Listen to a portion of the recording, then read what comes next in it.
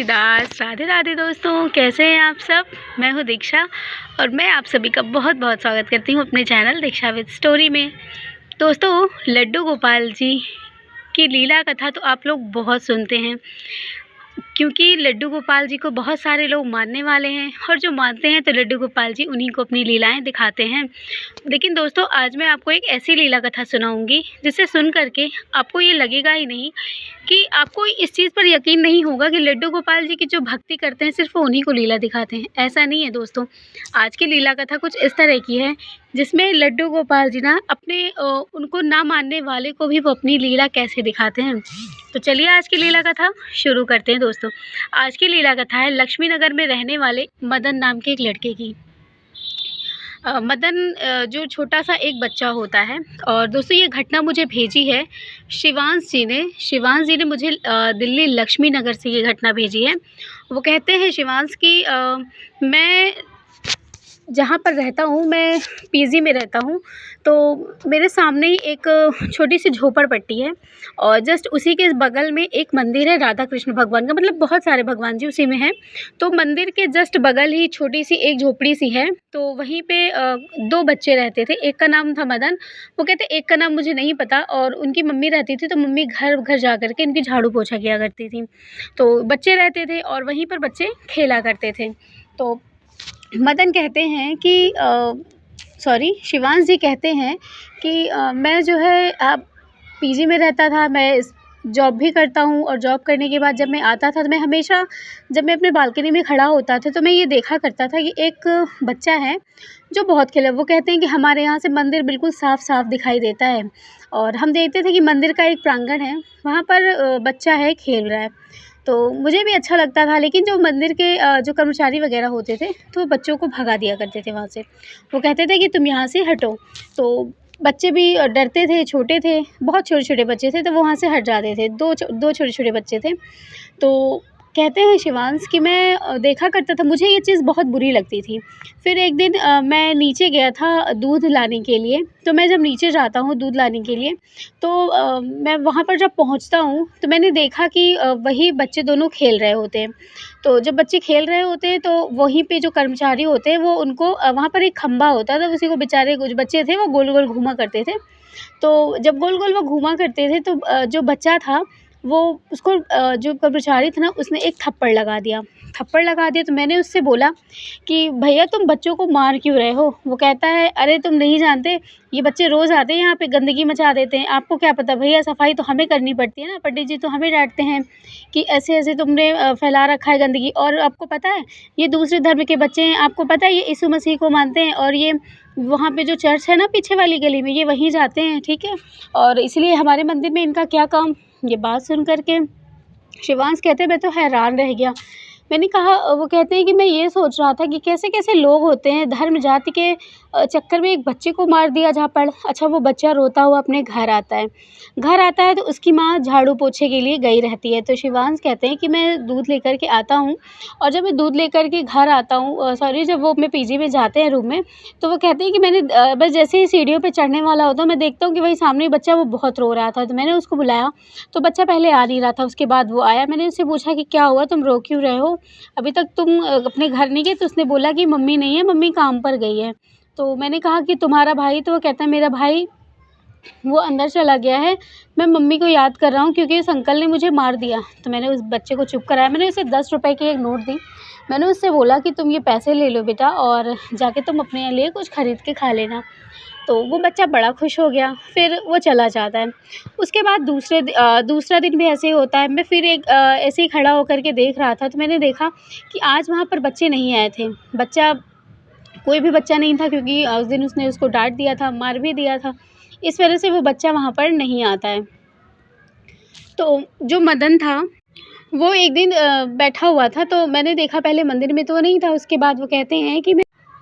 बाद शिवांश जी कहते हैं कि मैं एक दिन फिर से ऐसे ही छत पे खड़ा हुआ था, तो मैंने देखा कि एक बच्चा फिर से वहाँ पर खेल रहा है। लेकिन वो बच्चा खेल तो रहा था, लेकिन उसके साथ कोई था नहीं। लेकिन वो बच्चा इस तरह से उस खम्भे से पकड़ कर के खेल रहा था। ऐसा लग रहा था कि उसके साथ कोई और भी खेल रहा है। वो तालियां दे कर के खेल रहा था, फिर मुझे लगा कि बच्चे हैं ऐसे ही खेलते होंगे। मैं काफ़ी देर तक खड़ा होके उनको देख रहा था, मैं अपनी बुक्स को भी पढ़ रहा था और उन्हें भी देख रहा था। देखने के बाद शाम हो गई और मैं फिर से नीचे आ गया। नीचे आने के बाद जब मैं नीचे आता हूँ तो मैं फिर अपने शाम को कुछ न कुछ लेने के लिए जाता हूँ, तो मैं जब फिर नीचे आता हूँ, तो वो लड़का मुझे वहाँ पर दिखाई देता, तो मैंने उससे बोला, आज तो तुमने खूब मस्ती की है ना? अकेले भी तुम खेल लेते हो? तो वो कहता है कि नहीं, मैं अकेले नहीं खेल रहा था, मेरे साथ मेरा फ्रेंड था। तो मैंने उससे कहा कि तुम तो अकेले थे, मैंने तो तुम्हें देखा। शिवांश कहते हैं कि मैंने उससे पूछा कि कौन-सा फ्रेंड? तो उसने कहा कि मैं नहीं बताऊँगा, मेरा एक बहुत ही अच्छा फ्रेंड है, अगर मैं बता दूँगा ना तो आप वो अंकल जो है ना उसको भी डाँट कर के वहाँ से भगा देंगे।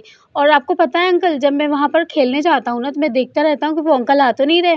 तो फिर वो जो मेरा फ्रेंड है ना उसने कहा कि तुम कोई बात नहीं, तुम यहाँ पर खेलो, तुम्हें कोई नहीं डाँटेगा। ये बात सुन कर के कहते हैं शिवांश कि मुझे बड़ा ही अटपटा-सा लगा। मैंने कहा कोई बच्चा इसके साथ खेल रहा था। फिर वो अपने काम पे चले जाते हैं। शिवांश कहते हैं कि फिर मैं अपने कॉलेज वग़ैरह आने-जाने लगा, मैं अपने जॉब पर भी जाने लगा। इसी तरह से वक़्त बीतता गया और लेकिन जब मैं कभी-कभी छत पे चढ़ता तो मेरा जो बच्चा था वो हमेशा खेलता, हमेशा खेलता। एक दिन एक दिन वो बच्चा जो है बीमार पड़ गया बहुत ज़्यादा और घर आता है वो बच्चा, मतलब उसकी माँ, बहुत ज़्यादा रात का टाइम था 11 बजे का, उसकी माँ जो है बहुत रो रही थी। तो हम लोगों ने देखा कि मतलब हम लोग बाहर निकले तो जो हमारी वहाँ की आंटी थी उन्होंने कहा कि बेटा तुम ऐसे ही मत जा, मतलब मत जाओ वहाँ पे, ठीक है, ये लोग ऐसे ही हैं, ये लोग क्रिश्चियन हैं तो इनके बारे में ज़्यादा वो मत करो, इनका रोज़ का ड्रामा है। तो मैंने कहा आंटी कोई अपने बच्चे के लिए रो रहा है, उसका बच्चा बुखार से तड़प रहा है और आप कैसी बातें कर रही हैं, ऐसा कहीं होता है क्या?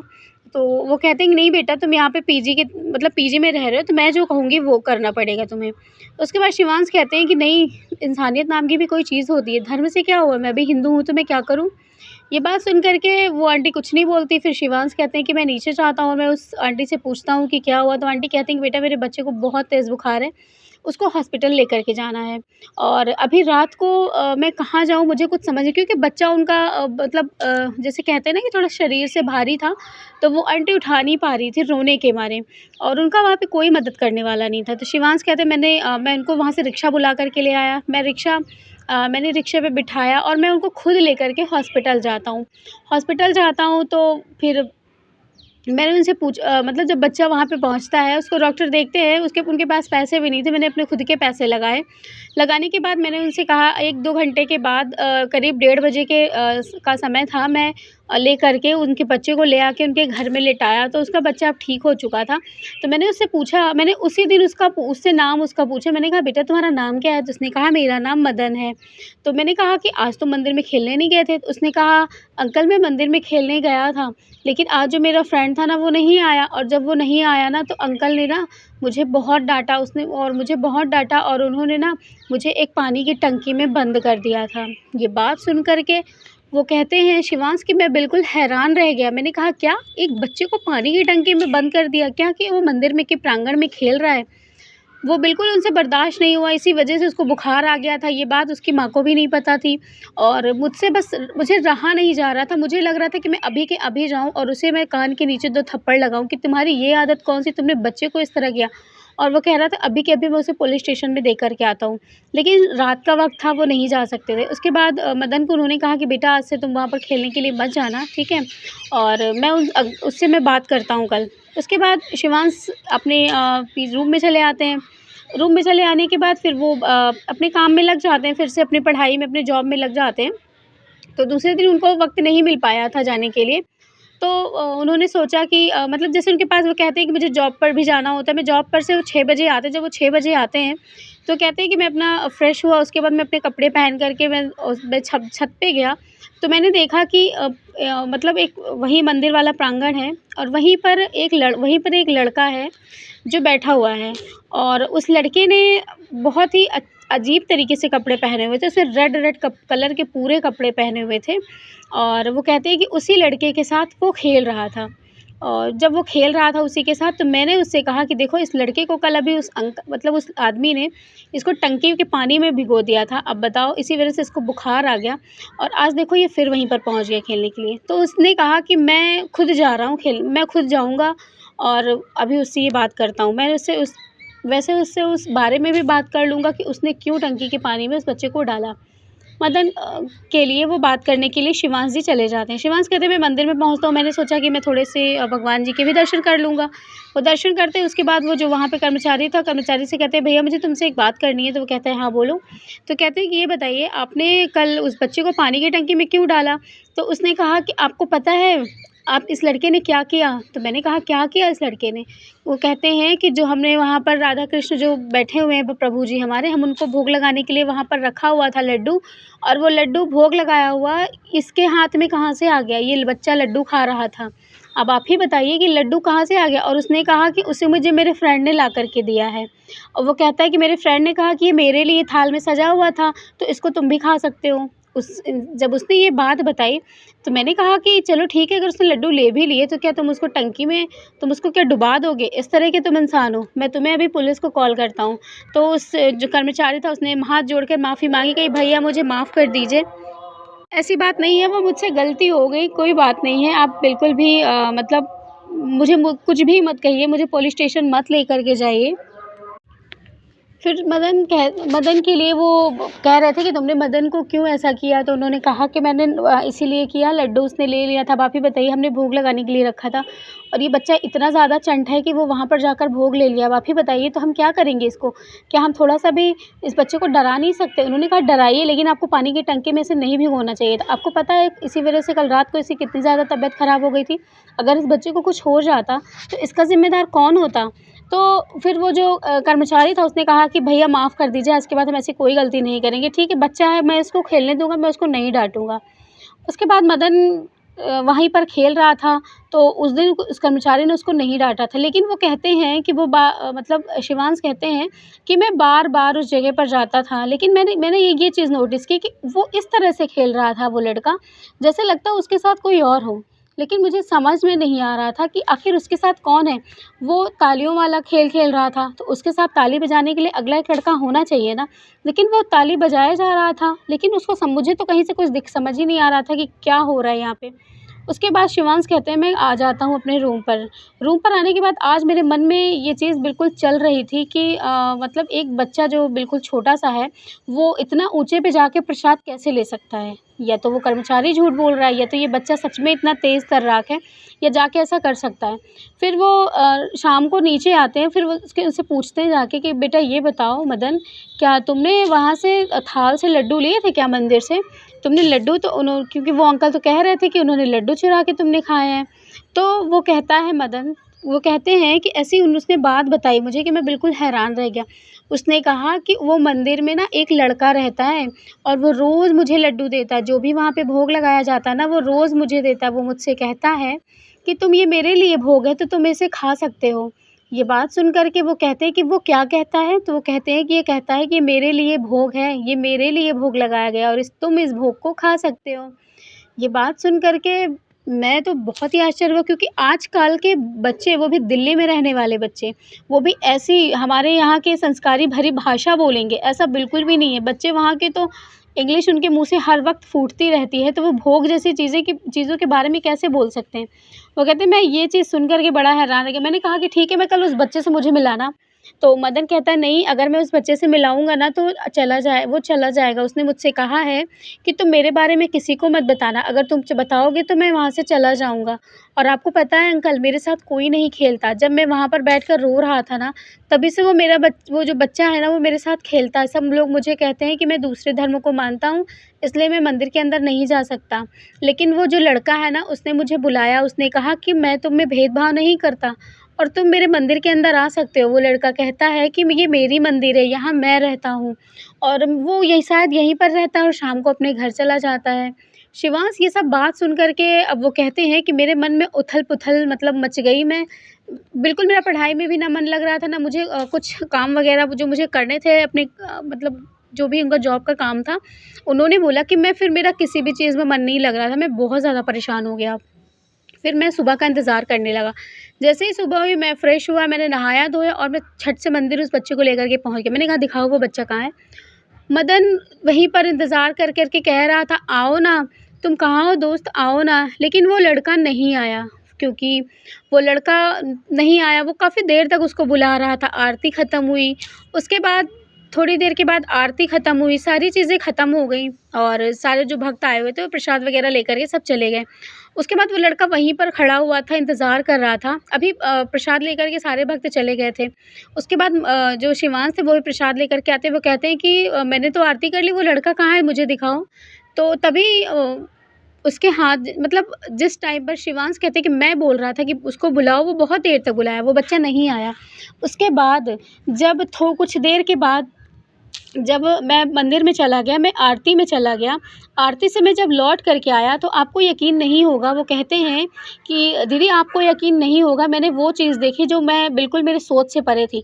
क्योंकि लड्डू गोपाल जी के पास जो मेन वहाँ पे बांके बिहारी जी थे, वहाँ पर एक लड्डू गोपाल जी भी थे, उनको जो भी प्रसाद था वो राधा कृष्ण भगवान का जो प्रसाद था वो लड्डू, वो सबको बँटा था, सबको प्रसाद के रूप में बँटा था। लेकिन जो वहाँ पे लड्डू गोपाल जी बैठे हुए थे ना, उनके लिए एक स्पेशल भोग बना हुआ था, वो भी था माखन मिश्री। और आपको यकीन नहीं होगा, वो बच्चा जो था, जो बाहर खड़ा हुआ था मदन, उसके हाथ में वही माखन मिश्री थी, जो भी कुछ देर पहले वहाँ थी। और मैं भाग कर के उस जगह पर गया तो मैंने देखा वहाँ पर वो माखन मिश्री नहीं थी। ये देख कर के मैं बिल्कुल हैरान रह गया। मैंने उससे पूछा कि तुमको माखन मिश्री किसने दी? क्योंकि लड्डू गोपाल जी का भोग वहाँ का था ना, जो पंडित जी ही खाते हैं, वो जो वहाँ पे उनके जो कर्मचारी होते हैं उन्हीं में बाँट देते हैं, वो बाहर नहीं देते। लेकिन उन्होंने कहा कि ये बताओ कि तुमको ये प्रसाद किसने दिया? उसने कहा कि मेरा फ्रेंड आया था, वो मुझे दे कर के चला गया। उसने कहा कि ये तुम्हारे लिए है, इसलिए ये बहुत टेस्टी है भैया, मैं इसको खा लेता हूँ। ये चीज़ देख कर के शिवांश कहते हैं कि अब मुझे ऐसा लग रहा था कि मैं कहीं पागल तो नहीं हो रहा हूँ, ये मुझे क्या हो रहा है? मुझे खुद भी समझ में नहीं आ रहा। उसके बाद वो बहुत देर तक सोचते रहे, बहुत देर तक वहीं मंदिर में बैठ कर के सोचते रहे। उसके बाद वो कहते हैं कि मुझे बिल्कुल भी यकीन नहीं हो रहा था कि ये मेरे साथ क्या हो रहा है। मैं वहाँ पर फिर पंडित जी आए थोड़ी देर में, तो एक पंडित जी आए तो उन्होंने कहा, "बेटा तुम यहाँ पर क्यों बैठे हो?" तो उन्होंने कहा कि नहीं पंडित जी, बस मैं ऐसे ही बैठा हुआ हूँ, मुझे बस कुछ जानना है इस बारे में।" तो पंडित जी ने बोला, "हाँ बेटा बताओ।" तो वो कहते हैं कि पंडित जी मैं आपसे ये जानना चाहता हूँ कि जो वहाँ पे वो भगवान जी बैठे हुए हैं, जो बच्चे की तरह हैं, लड्डू गोपाल जी, तो उन्होंने बोला हाँ। तो कहते हैं उनके पास वो भोग है तो उनका भोग कौन खाता है? तो वो कहते हैं बेटा आज तो मैं तुमको बताना ही भूल गया, आज एक तो बहुत बड़ा हमारे मंदिर में चमत्कार हो गया। तो वो कहते हैं क्या चमत्कार हुआ? उन्होंने कहा कि जो हमने माखन मिश्री का भोग लगाया था ना, वो अचानक से हमारे लड्डू गोपाल जी ने खा लिया। तो कहते हैं खा लिया? तो उन्होंने कहा हाँ, क्योंकि वो कहते हैं हमारे सामने ही वो माखन मिश्री का गोला कहाँ चला गया हमको खुद भी नहीं पता। अब हमारे सामने ही वो गायब हो गया, तो हम तो बहुत ज़्यादा खुश हुए कि चलो हमारे प्रभु ने स्वीकार कर लिया इस भोग को। ये सुन कर के वो कहते हैं कि ऐसा कैसे हो सकता है कि वो उन्होंने भोग को स्वीकार कर लिया? कोई भगवान जी मानता हूँ कि वो भोग स्वीकारते हैं, लेकिन वो खाएँगे कैसे? मतलब ये बिल्कुल वो कहते हैं कि बिल्कुल हैरान करने वाली बात थी। लेकिन मेरे मुँह से ये बात निकल ही नहीं पाई कि वो बच्चा जो वहाँ पर खड़ा हुआ ना, उसके हाथ में ये माखन मिश्री थी। तो वो पंडित जी से कहने लगे कि क्या पंडित जी ऐसा हो सकता है कि क्या कोई भगवान कोई बच्चे के रूप में आए और उसके साथ खेलें, उसके साथ दोस्ती बनाएँ और उस बच्चे को अपना प्रसाद ले जाके दें। तो जो पंडित जी ने कहा कि हाँ बेटा, जो ये हमारे लीलाधर बैठे हैं ना, हमारे लड्डू गोपाल जी, ये बहुत बड़े-बड़े चमत्कार करते हैं। अभी आप इनके बारे में नहीं जानते। आपको पता है ये इतने बड़े-बड़े चमत्कार करते हैं, लोगों की ज़िंदगी को ये पलट कर रख देते हैं, जो इनको बस विश्वास कर ले इनके ऊपर। और फिर उन्होंने ये भी कहा कि जो दूसरे धर्म को मानने वाले होते हैं, ये जो उनको नहीं मानते, उनके साथ क्या होता है? तो कहते हैं कि बेटा भगवान ने सबको बनाकर इस धरती पे भेजा है, बस लोगों ने अपने आप को बाँट लिया है। ठीक है, भगवान भेद नहीं करते किसी में, धर्म में, जाति में, लेकिन हम इंसान हैं ना, वो भेद करते हैं कि हम दूसरे कास्ट के हैं या हम दूसरे जाति के हैं तो हम नहीं छुएँगे, या हम उनको उनके धर्म में हैं तो हम उनके मंदिर नहीं जाएँगे, उनके गुरुद्वारा नहीं जाएँगे। बेटा ऐसी कुछ नहीं है। हम भगवान ने हमें पैदा किया और हम लोगों ने अपना-अपना धर्म बाँट लिया, बस इतनी सी बात है और कुछ नहीं है। लेकिन हमें ये चीज़ समझना चाहिए। इतना बात सुन कर के वो कहते हैं शिवांश कि मैं पैर छू कर के मैं चला गया वहाँ से। उसके बाद फिर मैं वहाँ से आ गया, फिर मैंने मदन को बुलाया, मैंने कहा कि वो लड़का जो है वो कैसा दिखता है तुम्हें? तो वो उसने बताया कि तुमको पता है वो बहुत अच्छे कपड़े पहनता है, वो अपने गले में माला पहनता है, उसने अपने बाल में ना मोर मुकुट लगाया हुआ था और उसने क्या पहना था मुझे याद नहीं, लेकिन वो ना वो अपने कपड़े को पता है अंकल, वो अपने कपड़े को ना वस्त्र बोलता है। वो कहता है कि मेरे वस्त्र देखो कैसे हैं, लेकिन वो बहुत सुंदर-सुंदर वस्त्र पहनता है। बताओ कोई उसके कपड़े को वस्त्र बोलता है? मतलब उस छोटे से बच्चे ने मुझे ऐसी-ऐसी बातें बताई। वो कहते हैं कि दीदी कि मैं मैं बता नहीं सकता कि उसने मुझे क्या-क्या बता डाला। मैं बिल्कुल खो-सा गया था, मैं बिल्कुल हैरान हो गया था। उसके बाद फिर मैंने उस बच्चे से ज़्यादा कुछ नहीं पूछा क्योंकि वो बच्चा है, उसके दिमाग में क्या था, क्या नहीं, या हो सकता है उस बच्चे के साथ कभी कोई खेलता ना हो। उसने एक अपनी अलग एक दुनिया बना ली हो। उसके दिमाग में बस कल्पना हो, काल्पनिक चीज़ें छुपी हुई हों। कि उसके साथ कोई खेल रहा हो, या सच में जो पंडित जी ने बताया कि सच में लड्डू गोपाल जी आते हैं और बच्चा बन के खेलते हैं। वो कहते हैं शिवांश जी कि मुझे तो कुछ चीज़ें थी जो मैं यकीन ना करते हुए मुझे यकीन करना पड़ रहा है, लेकिन वो कहते हैं शिवांश जी कि मैं मतलब विश्वास नहीं कर पा रहा हूँ इस चीज़ के ऊपर कि क्या सच में उस बच्चे के साथ साक्षात लड्डू गोपाल जी खेलने आए थे। वो कहते हैं मैं इस चीज़ पर यकीन नहीं कर पा रहा हूँ। मेरा मन दिल तो कह रहा है कि हाँ ऐसा है, लेकिन मेरा दिमाग इस चीज़ को मानने के लिए तैयार नहीं है कि उस बच्चे के साथ वही खेल रहे हैं। हो सकता है कि कुछ और भी हो सकता है वो किसी और बच्चे के साथ खेल रहे हों। मतलब इस तरह की चीज़ें उन्होंने बताई शिवांश जी ने। उन्होंने कहा कि क्या आपको लगता है दीदी कि मतलब ऐसा हो सकता है? तो हमने उनसे कहा कि बिल्कुल भैया, क्यों नहीं हो सकता? हमारे लीलाधर हैं, जब पंडित जी ने कह दिया आपको कि वो बड़े-बड़े चमत्कार करते हैं। अब बताइए जो माखन का गोला था वो कैसे उस बच्चे के हाथ में आया? वो प्रसाद तो सिर्फ़ पुजारी जी ही खाते हैं ना, वो किसी को बाँटते नहीं, और वो भी दूसरे धर्म का बच्चा जिसकी माँ एक झाड़ू-पोछा करती है। वो बच्चा जो बिल्कुल गंदा-सा लगता है, लेकिन सोचिए उसके साथ हमारे लड्डू गोपाल जी ने खेला। सोचिए क्या है वो अपने प्रसाद में भेद नहीं करते, अपने भक्त में भेद नहीं करते, तो हम आप क्यों होते हैं? और देखिए मैंने उनसे ये भी कहा, देखिए बात रही मानने या ना मानने वाली, तो देखिए विश्वास बहुत बड़ी चीज़ होती है। अगर आपके मन में प्रभु के प्रति विश्वास है ना, तो आप मानिए, और कभी न कभी आप मानने भी लगेंगे। लेकिन मैं आपको कोई ज़बरदस्ती नहीं कह रही हूँ शिवांश जी कि आप बिल्कुल भगवान जी को मानिए, उनको कहिए कि नहीं ऐसा है। नहीं, जब आपको यकीन हो जाएगा जिस दिन ना, उस दिन आप खुद मुझे मैसेज करके आप खुद मुझे कहोगे कि सच में दीदी ऐसा होता है, और बस आप मुझसे ये ज़रूर बताएँगे। तो दोस्तों, आज की थी ये लीला कथा शिवांश और मदन जी की, बहुत ही अनोखी सी अद्भुत सी लीला कथा है। आपको कैसी लगी मुझे ज़रूर बताइएगा, और कमेंट कर दीजिएगा कैसी लग रही है। मिलूँगी आप लोगों से लड्डू गोपाल जी की नई लीला कथा के साथ। तब तक के लिए राधे राधे, जय श्री कृष्ण।